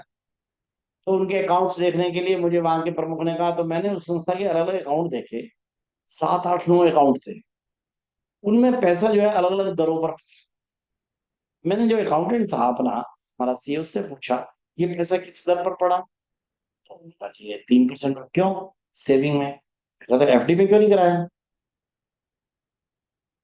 कहा नहीं, तो क्यों नहीं कराया, बस यानी सेविंग में भी ठीक है, मेरा 3% है, सेविंग में एफडी में कराओगे तो कितना मिल जाएगा, FD में तो 6-6.5 मिल जाएगा, 3% का फर्क है। ऐसे सारे एक एक अकाउंट, उस दिन 3-3.5 घंटे लगे हमारे। सारे अकाउंट जब देखे, सारा हिसाब किताब किया, और उनको कौन से को किस बैंक में किस रेट पर इसे किया जा सकता है, उन्होंने सारा हिसाब लगाया। बाद में मैंने 3-4 दिन देखा, फॉलो किया, वो उन्होंने कराया। उस संस्था के उन्होंने का कहना था केवल ये हिसाब किताब ठीक रखने से ही हम 4-4.5 लाख रुपया हर साल का कमाने लगे, बचा लिया। कुछ नहीं किया, केवल 3-4 घंटे उस संस्था के सारे हिसाब किताब देख के, चेक करके, किसको कौन से में सेट कराना है, किसको कौन सी दर पर रखने से कितना मिलेगा, कितना हिसाब किताब होगा, ऐसा एक बार हिसाब किताब ठीक से जमवा दिया बस। बाकी तो बैंक ने देना होता है। अब बैंक में 3% पर पड़ा है या 6% पर पड़ा है, करना तो कुछ नहीं है, लेकिन एक साल बाद ब्याज कितने में मिलेगा। और बाद में जब वो सारी टीम बैठी, तो उन्होंने कहा अरे कमाल हो गया, और कुछ ध्यान ही नहीं था। हमने अपना ही पैसा बैठे बैठे पहले 2-3-4 साल पहले जो ध्यान नहीं किया, इसका मतलब हमने कमाया। हाँ, तो हिसाब किताब रखना भी कमाना होता है। और हिसाब किताब रखने से आपकी सफलता की चांसेस बढ़ जाते हैं। जो पुराने मारवाड़ी या बनिया जो लोग रहते हैं, उनको तो आप देखेंगे दिन में भी 2 बार 3 बार बीच में गिनते रहते हैं, हिसाब किताब की तरफ पक्के होते हैं। इसलिए सफल उद्यमियों के कुछ व्यक्तिगत गुणों की चर्चा जो है वो आज हमने की है। और मैं समझता हूँ कि काफी सारे विषय आ गए हैं। अब प्रश्न उत्तर के लिए समय है। जो भी आप लोगों के प्रश्न होंगे तो उसका उत्तर दें। चलिए। हमारे को व्यवसायिक संबंध भी होता है और कहीं व्यक्तिगत संबंध भी है, तो व्यवसाय को प्रभावी तरीके से चलाने में इन दोनों को कैसे मैनेज करना है? नहीं, वो व्यवसाय के लिए व्यक्तिगत संबंधों को प्रयोग करना ये अलग विषय है, लेकिन व्यक्ति में संबंध बनाने की कला होना ये प्रमुख विषय है। उदाहरण के तौर पर मानो आप एक छोटा दुकानदार है, आपके ग्राहक आया, आपने माल दिखाया, उसने खरीदा और वो चला गया। आपको पता नहीं है कौन है व्यक्ति, वो आया, उसने किया, सामान लिया, चला गया। जो सफल उद्यमी होता है वो क्या करता है? वो केवल माल नहीं बेचा, वो उसमें, और भाई साहब क्या हाल है, आप यहाँ कहाँ रहते हैं, मैंने कभी देखा नहीं आपको। वो कहता हाँ ऐसा है कि मैं पहले उधर रहता था, अभी मेरा ट्रांसफर हुआ है, मैं यहाँ आया। अच्छा, आप कहाँ जॉब करते हैं? यानी माल तो बिका जो किया इसने, आप कहाँ रहते हैं, आप क्या कर रहे हैं? अच्छा, चलो आप अपनी ही दुकान है, आप समझिए, कभी आइए, मौका दीजिए, कभी हम भी आएंगे। उस इलाके में तो मेरा वो व्यक्ति रहता है, वो आपका मित्र है ना, वो आपके पड़ोस में है ना एक व्यक्ति, हाँ वो मेरा मित्र है। वो कभी आप नए नए आए हो शहर में, कभी कोई दिक्कत हो तो मुझे बताइएगा। ये जो उसने अपने को सामान बेचने के साथ साथ ये जो उसने संबंध बना दिए, ये इसके बारे में मैंने कहा कि आप संबंध बनाने में माहिर होने चाहिए। केवल माल बेचना, केवल सामान बेचना या सेवा बेचना या काम करके आना किसी का, वो एक बात है। जिन्होंने बड़ा बनना है उन्होंने साथ साथ संबंध भी विकसित करने चाहिए। इस संदर्भ में मैंने कहा। लेकिन अगर मानो संगठनात्मक आपके संबंध है, उसको आप अपने व्यवसाय में प्रयोग करें, वो अनैतिक हो जाएगा, वो अच्छा बात नहीं। लेकिन जो आपके कस्टमर आ रहे हैं, अपने कस्टमर के साथ संबंध बनाइए, या जिनके आप कस्टमर हैं उनके पास संबंध बनाइए, या और जो बाकी लोग कहीं ना कहीं आपके उसमें आएंगे सर्कल में, उनके साथ आपके केवल मैकेनिकल संबंध नहीं है बल्कि संबंध वाले संबंध है। तो ये आपको लंबा समय में पे करता है। इसलिए मैंने कहा कि संबंध बनाना ये एक कला है जो कि सफल उद्यमी में होनी चाहिए। शुभम जी, नेक्स्ट।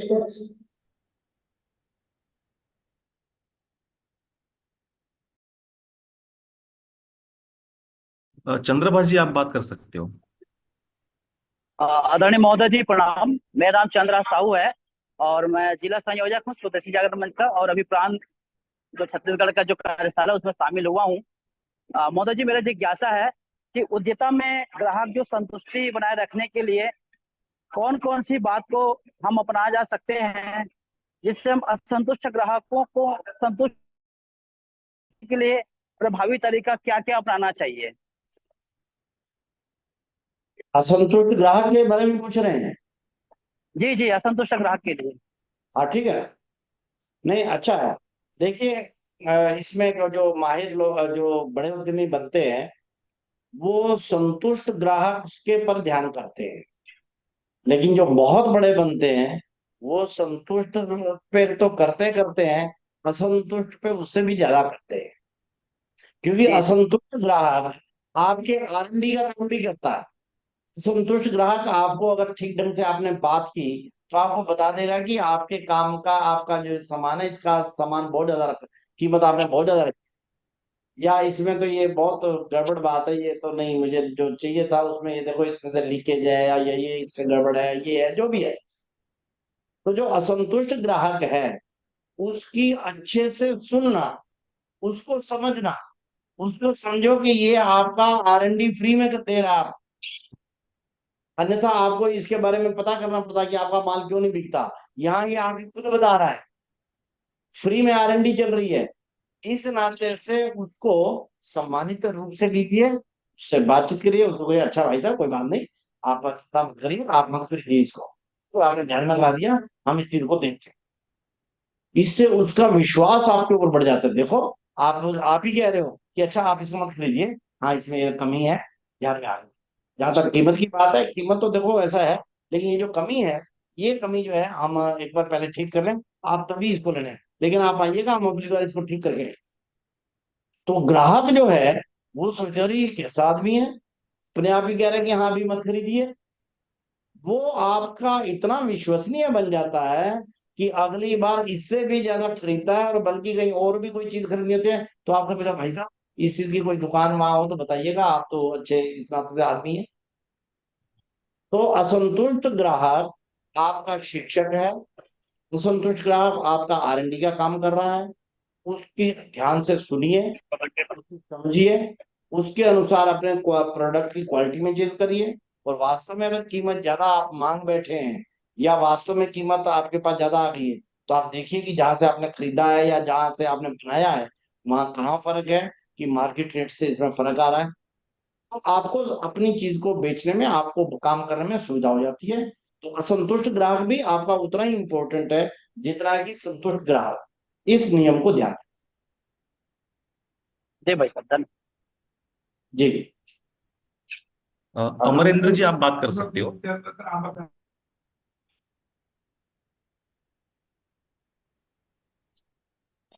अमरेंद्र जी, अमरेंद्र जी। सर हो गया और क्लास में आप बोलते हैं अरे पगला मैं लगे से मोर नाम लिखाई इसको अरे यार हाँ बोलो भाई, अमरेंद्र कौन जी, बोल रहा है? अमरेंद्र जी आप बात करो ना। शुभम जी, नेक्स्ट परमिशन दीजिए। जी जी।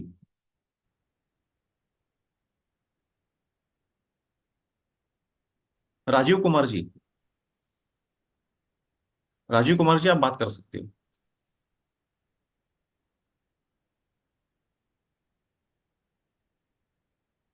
नेक्स्ट। जी अनम्यूट करो आप, अच्छा अनम्यूट किया हुआ होगा, अनम्यूट करो पहले। जी नमस्कार भाई साहब। हाँ भाई नमस्ते साहब मैं नमस्ते। सुमन मुथा छत्तीसगढ़ प्रांत से बोल रही हूँ।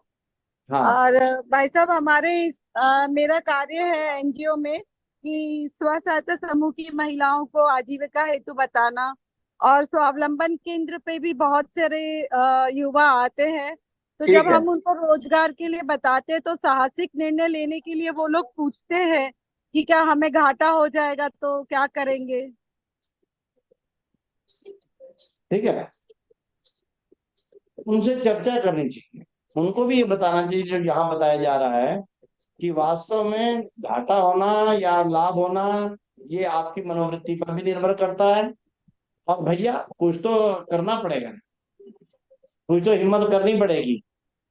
मैं कई बार उदाहरण देता हूँ भाई, आप लड़ाई के लिए घर से निकलते हैं, भी तो एक खतरा होता है कि कहीं रास्ते में एक्सीडेंट ना हो जाए, लेकिन आप रिस्क लेते हैं, नहीं कोई इसमें क्या बताया, क्यों होगा, कैसे होगा, हम सजग होकर चले।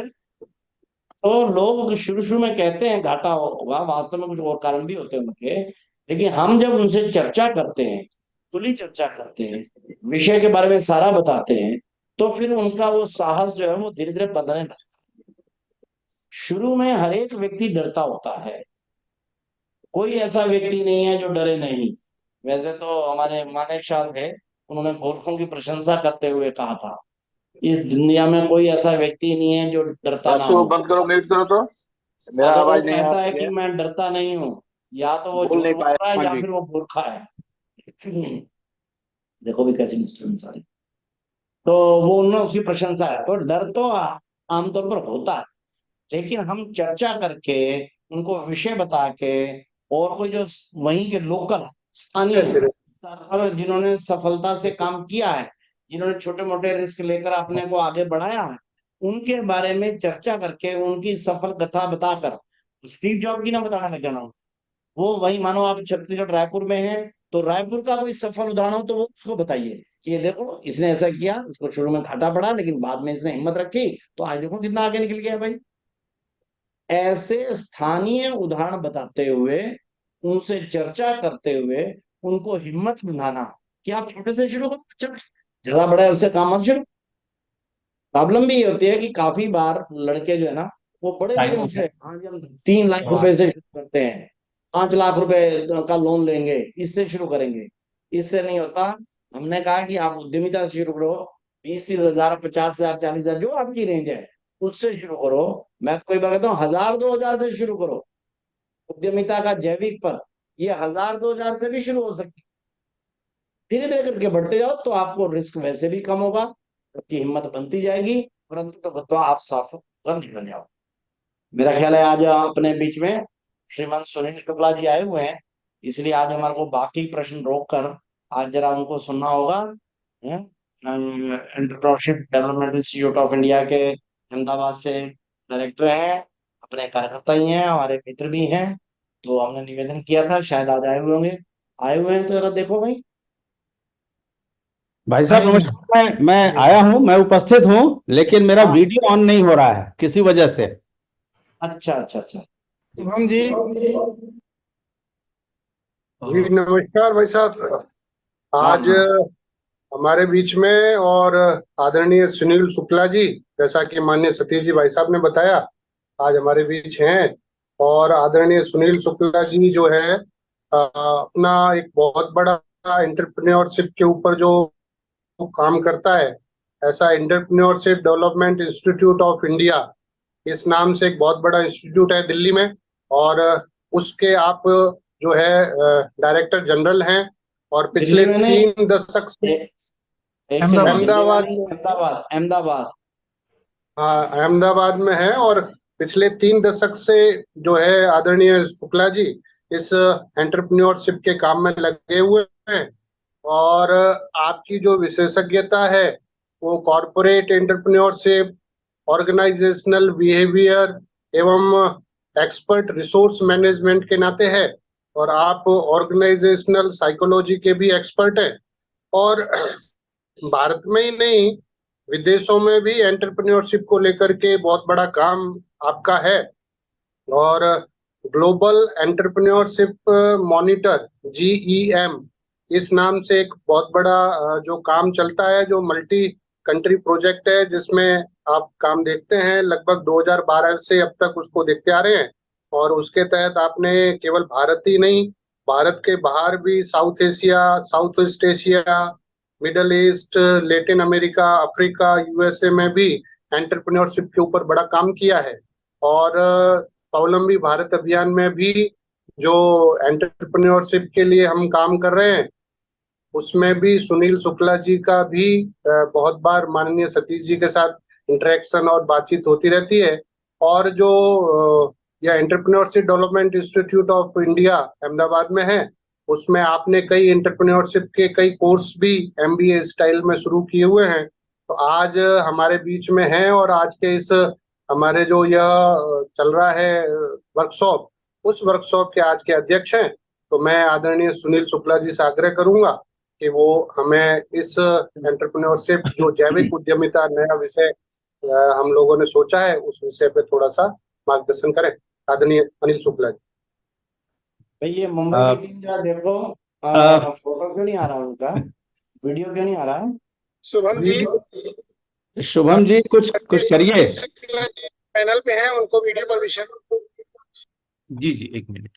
और वीडियो मेरा भी नहीं आ रहा था, कोई दिक्कत नहीं। वीडियो नहीं आ रहा है, आप देखते, कोई बात नहीं, मैं शुरू कर दे रहा हूँ। हाँ जी, आदरणीय भाई साहब दे दिया मैंने, सतीश जी, आप शुरू कर सकते हो। आपको बहुत बहुत प्रणाम, सादर प्रणाम प्रोफेसर मित्तल जी को, और बाकी जो बंधु बहनें जो जुड़ी हुई हैं, सबको मेरा सादर प्रणाम। मैं सुन रहा था भाई साहब को, और मुझे बार बार यही ख्याल आ रहा है कि स्वावलंबी भारत अभियान के साथ जो भाई साहब का जुड़ाव है, उद्यमिता को तो लाभ हो रहा है, और साथ ही साथ इतना अच्छा जो प्रश्नोत्तरी का कार्यक्रम इन्होंने हैंडल किया कि उद्यमी के गुण क्या हैं और किस तरह से उद्यमी अपना संबंध बना सकता है और किस तरह से उसको आगे व्यावसायिक लाभ भी उठा सकता है। और बहुत ही ईमानदारी से भाई साहब, मैं आपको बहुत बहुत साधुवाद देना चाहूंगा। जो कभी हम लोगों ने डेल कार्नेगी के बारे में सुना है कि डेल कार्नेगी बताते हैं कि संबंध कैसे बनाएं, इससे अच्छा उदाहरण नहीं है। जो 2-3 प्रश्न आपने लिए हैं कि व्यक्तिगत और व्यावसायिक को किस तरह से चलाइए, और जो मेरी समझ में आया यही कि अगर हम ईमानदारी से रखते हैं और नाजायज फायदा नहीं उठाना चाहते हैं अपने जो व्यावसायिक संबंध है तो उसको कहीं ना सांगठनिक संबंध है तो कहीं ना कहीं हमको व्यक्तिगत रूप से और व्यावसायिक रूप से भी उसका लाभ अवश्य मिलेगा। बट ईमानदार रहने की जरूरत है, ट्रांसपेरेंट रहने की जरूरत है। और जो आपने ये भी कहा कि अगर लगता है कि आपकी कॉस्ट ज्यादा पड़ रही है तो वो भी आप जरा एक बार इवेलुएट करिए। बहुत बहुत बढ़िया, मुझे बड़ा लाभ हुआ ये खुद जान करके। भारतीय उद्यमिता विकास संस्थान अहमदाबाद में 1983 से सक्रिय है और स्वदेशी का एक बहुत बड़ा उदाहरण है। ये पहली संस्था थी जो इस विश्वास के साथ शुरू हुई थी कि उद्यमी सिर्फ पैदा नहीं होते हैं, उद्यमी बनाए भी जा सकते हैं। और यहाँ पर GIDC ने पहला प्रोग्राम शुरू किया था, 1979 में चला था, 1969 में पहला चला था, उसके बाद 2-3 और चले थे और 79 में एक प्रोग्राम चला जिसकी सफलता से 83 में यह संस्था बनी थी। दिल्ली में भी हमारा क्षेत्रीय कार्यालय है 12 खंबा रोड पर और करीब करीब 40 शहरों में हमारी उपस्थिति है। एक बहन जो रायपुर से प्रश्न पूछ रही थी, रायपुर में भी हमारा, छत्तीसगढ़ में है और रायपुर में हमारा खुद का स्टाफ भी है। मैं आगे बताऊंगा कि अगर कोई जरूरत पड़े तो किस तरह से हमारी संस्था आप लोगों के साथ भी जुड़ करके आप लोगों की मदद कर सकती है। स्वावलंबी भारत अभियान के साथ भाई साहब के साथ हम जुड़े हुए हैं, EDII जुड़ी हुई है और उसमें जहां भी आवश्यकता होगी हम लोग वहां पर साथ में रहेंगे। पहले आज का जो विषय है, ये जो ऑर्गेनिक एंटरप्रेन्योरशिप है, अगर हम देखते हैं तो एग्री एंटरप्रेन्योरशिप के संदर्भ में ये ज्यादा चलता है और ये हम सभी जानते हैं कि जो ऑर्गेनिक प्रोडक्ट्स हैं वो ज्यादा उनकी डिमांड होती है, लेकिन कहीं ना कहीं वो कमर्शियल वायबिलिटी भी देखनी पड़ती है। ये हमेशा हमको ये देखना पड़ेगा कि हम किस तरह से फेज्ड मैनर में हम करके उसको लेकर के जाएं। हमारे यहाँ के जो माननीय राज्यपाल महोदय हैं गुजरात के आचार्य देवव्रत जी, उन्होंने इतना बड़ा काम किया है। ऑर्गेनिक के साथ साथ उन्होंने नेचुरल फार्मिंग पर भी किया है और उनका खुद का फार्म हाउस है, 200 एकड़ फार्म हाउस उनका और दूसरे और लोगों की जो फार्म हाउसेज है वहां ये प्रयोग किया है। और उन्होंने ये भी बताया कि कमर्शियली भी वायबल हो सकता है और किस तरह से उसके जो प्रोडक्ट्स निकले हैं उस तरह से उसकी डिमांड है और रोग प्रतिरोधक क्षमता हमारे अंदर उसमें डेवलप हो जाती है। तो ये तो बहुत बढ़िया विषय है, संदर्भ है। हमको 1-2 उदाहरण जो कुछ अतिशय बहुत अति उत्साह में इसमें गए हैं उनसे भी जरा सीखने का है। पिछले वर्ष या 2 वर्ष पहले आप लोगों को याद होगा श्रीलंका में एक क्राइसिस आई थी। तो श्रीलंका में क्राइसिस इसीलिए आई थी कि वहां पर सरकार ने all of a sudden overnight ऐसा डिसाइड किया था कि अब से हम कोई भी ये केमिकल यूज नहीं करेंगे। और ये डिसीजन तो अच्छा था, लेकिन उस डिसीजन को लागू करने के पहले वहां पे उनकी कोई प्लानिंग नहीं थी।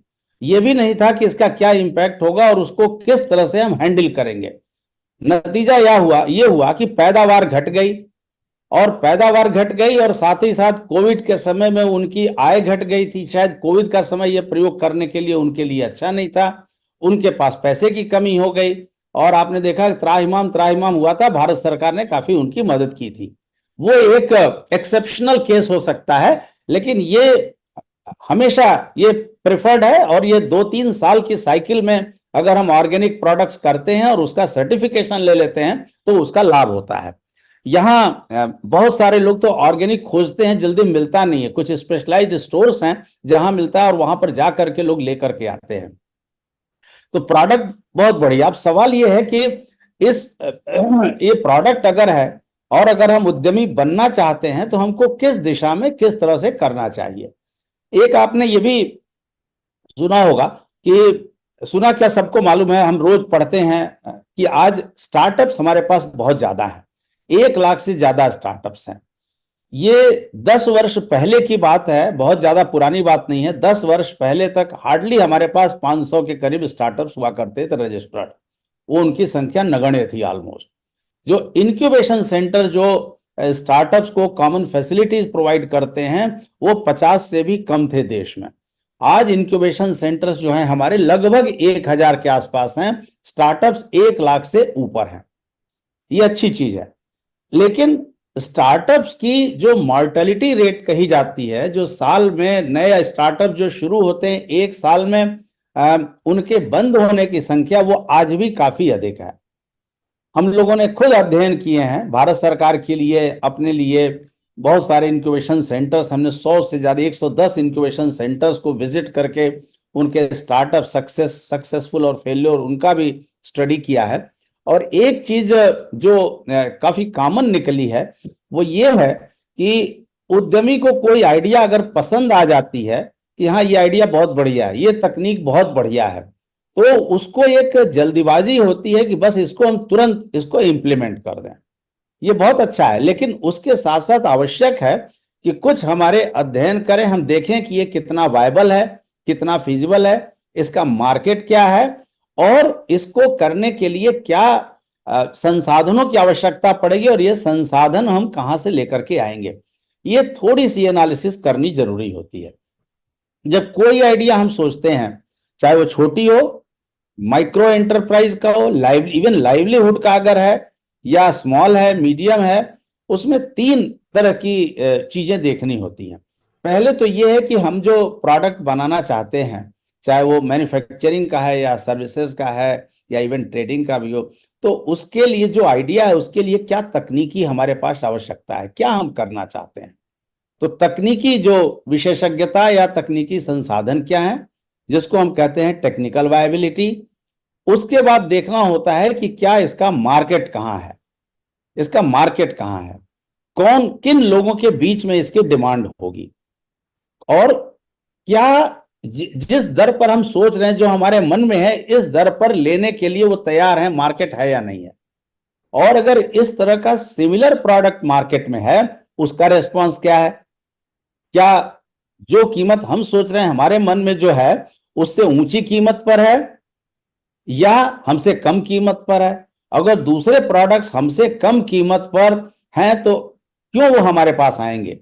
तो ये इसको थोड़ा सा हमको बाजार की जानकारी की जाती है, मार्केट फिजिबिलिटी की जाती है। और मार्केट फिजिबिलिटी हमको वहीं करनी चाहिए जहां पर हम इसको बेचना चाहते हैं या जहां पर इसको हम प्रोड्यूस करना चाहते हैं। तीसरी चीज आती है कि ये आइडिया अगर है, चाहे वो जैसे भाई साहब ने बताया कि भाई छोटा व्यवसाय करिए, बहुत अच्छी बात इन्होंने आज बताई, चाहे 1000, 2000, 5000, 10,000 से शुरू करिए, लेकिन जब भी आप करने जा रहे हैं आपके पास वो संसाधन कहां से हैं। क्या आप खुद अपने पैसे से कर रहे हैं, बहुत अच्छी बात है, जिसको हम कहते हैं इक्विटी, कि आपका इक्विटी क्या है। मान लीजिए टोटल जो आप व्यवसाय करने वाले हैं उसकी कुल लागत व्यवसाय की 1 लाख रुपए पूंजी की आवश्यकता पड़ेगी, और अगर आप सोचते हैं कि ठीक है 1 लाख है लेकिन हमारे पास तो 20,000 रुपए हैं, तो उसको कहा जाएगा कि ये आपकी इक्विटी है, या आपकी इक्विटी 20,000 रुपए की हुई, और बाकी 80,000 रुपया आप कहीं से ले आएंगे, चाहे वो किसी दोस्त मित्र रिश्तेदार से लेकर के आएंगे या किसी आप संस्था से लेके आएंगे, बैंक से लेके आएंगे, किसी स्कीम से लेके आएंगे, उसको डेट कहा जाता है, उसको कर्ज कहा जाता है। तो जो आपकी अपनी खुद की पूंजी है और बाहर से लेकर के आएंगे, ऐसा कहा जाता है कि अगर डेट इक्विटी रेशियो मैनेजेबल आपके पास है, 2:1 ज्यादातर बैंक्स जो हैं वो प्रिफर करते हैं। अगर 100 रुपए कुल लागत है तो बैंक वाला ये कहेगा कि भाई आप 33 रुपया तो आप लगाओ, आप 33 रुपया लगाते हो तो 67 रुपया 67 रुपीज हम देने को तैयार हैं, अगर बाकी सब चीजें उसको समझ में आ जाती हैं। लेकिन हमेशा ऐसा नहीं हो सकता है कि जो उद्यमी है उसके पास वो 33 रुपये भी होकर के आए। इसके लिए भारत सरकार ने बहुत सारी अभी योजनाएं चलाई हुई हैं। कुछ योजनाओं का मैं उल्लेख करूंगा, चूंकि ये हमारे ऑर्गेनिक एंटरप्रेन्योरशिप के संदर्भ में है, तो एक PMEGP प्रधानमंत्री स्वरोजगार योजना एम्प्लॉयमेंट जनरेशन प्रोग्राम जो है वो बहुत बढ़िया स्कीम है, और उसमें अभी तक जो है करीब 25 लाख तक की सीमा है, जिसको बढ़ा करके 50 लाख किया जा रहा है कि 50 लाख तक आप लोन ले सकते हैं, और DIC डिस्ट्रिक्ट इंडस्ट्रीज सेंटर के द्वारा इसकी कार्रवाई होती है, ये आप ले सकते हैं। एक उनकी उम्मीद ये होती है कि आपने ये जो भी प्रोडक्ट आप करने जा रहे हैं उसके लिए आपने कार्य क्या किया है, होमवर्क क्या किया है, और आपका एक कुछ सर्वे रिपोर्ट, या आप ही क्यों इस रोजगार को आप चलाएंगे, तो किस तरह का प्रशिक्षण प्राप्त किया है, क्या किया है, लिए अपेक्षाकृत आसान है और इसमें सब्सिडी का एलिमेंट है। एक बार अगर आपकी यूनिट लग जाएगी तो आपको 20%, 25%, 30%, इवन रूरल एरियाज में खासकर महिलाओं के लिए 30 से 35% तक सब्सिडी इसमें आपको मिलती है। तो ये बहुत अच्छी स्कीम है जो मैं आपको ये कहूंगा। ये DIC के द्वारा इसका सब होता है, कार्रवाई इसकी होती है। दूसरी एक अच्छी स्कीम है, आपने सुना होगा मुद्रा योजना। हमारे प्रधानमंत्री जी ने ऐसा ध्यान दिया कि छोटे छोटे लोन की जरूरत होती है जो हमारे उद्यमी हैं, उनके लिए अगर हम छोटे लोन की व्यवस्था कर सकें तो 50,000 से लेकर 10 लाख तक ये मुद्रा योजना पर, और अपेक्षाकृत कम कागजी कार्रवाई है और कोलेटरल की भी बहुत आवश्यकता नहीं होती है, ये आपको मिल सकता है। और इसमें करीब 75% से ज्यादा इसके जो लाभार्थी हैं ये महिलाएं हैं। पूरे देश में लागू की गई है ये योजना। एक बड़ी अच्छी योजना जो कोविड काल में शुरू की गई थी और अभी सरकार का उस पर ध्यान है, वह स्वनिधि योजना, प्रधानमंत्री स्वनिधि योजना। स्वनिधि योजना है स्ट्रीट वेंडर्स के लिए। अगर स्ट्रीट वेंडर अपना लारी गल्ला लगाना चाहते हैं और उनको लगता है कि कहीं से हमको लोन लेना है, किसी दोस्त रिश्तेदार या प्राइवेट साहूकार से ले रहे हैं तो उसमें बहुत ज्यादा लागत पड़ेगी, तो क्यों नहीं हम सरकार से ले लें। तो ये सरकार से अगर आप लेते हैं, सारा कुछ ऑनलाइन इसका ट्रांजैक्शन होता है और 10,000 रुपए तक बिना किसी कोलेटरल के आपको लोन मिलेगा। और जैसे ही आप ये 10,000 रुपया पे करते हैं और ऑनलाइन अगर पेमेंट करते हैं तो आपकी एलिजिबिलिटी 20,000 रुपए की हो जाती है। अगर वो आपने 20,000 रुपए का दूसरा लोन भी आपने ऑनलाइन आपने भर दिया है तो आपकी एलिजिबिलिटी 50,000 की हो जाती है। तो ये बढ़ जाता है। ये बहुत अच्छी स्कीम है प्रधानमंत्री स्वनिधि योजना जो स्ट्रीट वेंडर्स के लिए किया गया है। महिलाओं के लिए एक खास योजना है स्टार्टअप इंडिया, तो आप सबने सुना होगा, जो युवाओं के लिए है, जो कॉमर्स एंड इंडस्ट्रीज मिनिस्ट्री के द्वारा संचालित होती है। और उसमें जैसे मैंने शुरू में ही बताया 1 लाख से ज्यादा उद्यमी हैं। स्टैंड अप इंडिया का मैं इसमें उल्लेख करना चाहूंगा। स्टैंड अप इंडिया जो है वो महिलाओं के लिए और खासकर अनुसूचित जाति जनजाति के लिए विशेष रूप से ये लाई गई योजना है। हर बैंक ब्रांच को साल में एक महिला और एक अनुसूचित जाति जनजाति के लाभार्थी को ये इसका लाभ देना पड़ता है, लोन देना पड़ता है। इसके अगर आप सोचें कि हमारे देश में 1.25 लाख से ज्यादा बैंक ब्रांच हैं, तो इसका मतलब ये हुआ कि हर साल करीब 2.5 लाख उद्यम इसमें स्थापित हो सकते हैं। ये 2-3 योजना हैं। उसके अलावा बहुत सारे राज्यों में मुख्यमंत्री स्वरोजगार योजना है। उत्तराखंड में जैसे है हम लोग काम कर रहे हैं, ये तमिलनाडु में भी ये योजना है, गुजरात में ये योजना है, उद्यमिता योजना है स्टूडेंट्स के लिए। तो अलग अलग विभागों की, राज्य सरकारों की भी योजनाएं हैं। उसके अलावा एक मैं उल्लेख करूंगा, चूंकि हमारी बहन रायपुर से थी, एक गवर्नमेंट ऑफ इंडिया की NRLM डिवीजन है, मिनिस्ट्री ऑफ रूरल डेवलपमेंट में, नेशनल रूरल लाइवलीहुड मिशन। वो हर राज्य में जो स्टेट रूरल लाइवलीहुड मिशन है, जिसको SRLM कहते हैं, छत्तीसगढ़ में भी है। SRLM के साथ NRLM का ये ज्वाइंट इनिशिएटिव है, प्रोग्राम है। इस प्रोग्राम का नाम है startup village entrepreneurship program, SVEP। और इसके लिए जो उनके जो संसाधन हैं, उसके लिए एक अलग से फंड, जो कम्युनिटी एंटरप्राइज फंड बनाया गया है। दोनों लोगों का आपको ट्रेनिंग मिलेगी और साथ ही साथ आपको फंडिंग सपोर्ट भी वहीं से हो जाएगा। क्योंकि इस योजना से हमारी संस्था EDII खुद जुड़ी हुई है। हम नेशनल रिसोर्स ऑर्गेनाइजेशन है 15 राज्यों में, वहां पर हम लोग कार्य कर रहे हैं और ये बहुत अच्छी स्कीम है। पिछले 5 वर्षों में 1 लाख एंटरप्राइजेज एस्टेब्लिश की गई हैं और 65% महिलाओं के द्वारा ही स्थापित की गई हैं। बहुत अच्छी। थोड़ा सा ना समय का कंस्ट्रेंट है, थोड़ा सा मेरे पास कितना समय है आप बताएं, मैं वहीं पर रोक दूंगा, बता दें। हाँ, कितना है भाई, क्या है आप बताइए। हाँ, 2-3 मिनट और ले सकते हैं। हाँ, तो 2-3 मिनट काफी है, बहुत बढ़िया। ये सारी स्कीम्स हैं, आप किसी भी स्कीम में जाएं। लेकिन जो सबसे अच्छी बात जो मैं बताऊंगा, जो सवाल में भी आया था कि ऐसा लगता है कि हम बिजनेस में अगर गए और फेल हो गए तो क्या है। बिजनेस में थोड़ा सा जोखिम लेना पड़ता है। एंटरप्रेन्योर को। और जोखिम क्या होता है वो भी मैं बताऊं। जैसे मान लीजिए हम किसी अंधेरे बंद कमरे में जा रहे हैं ऐसे समय जिसकी और जिनकी ज्योग्राफी लोकेशन मालूम नहीं है, लेआउट नहीं मालूम, तो एक जोखिम होता है कि अगर लाइट नहीं है, हम गए तो अपने आप को हमने चोट भी पहुंचा सकते हैं। तो इसके लिए अगर हम जानकारी है कि भाई स्विच कहाँ है, लाइट कहाँ से जलेगी, तो हमारे पास जोखिम नहीं होता है।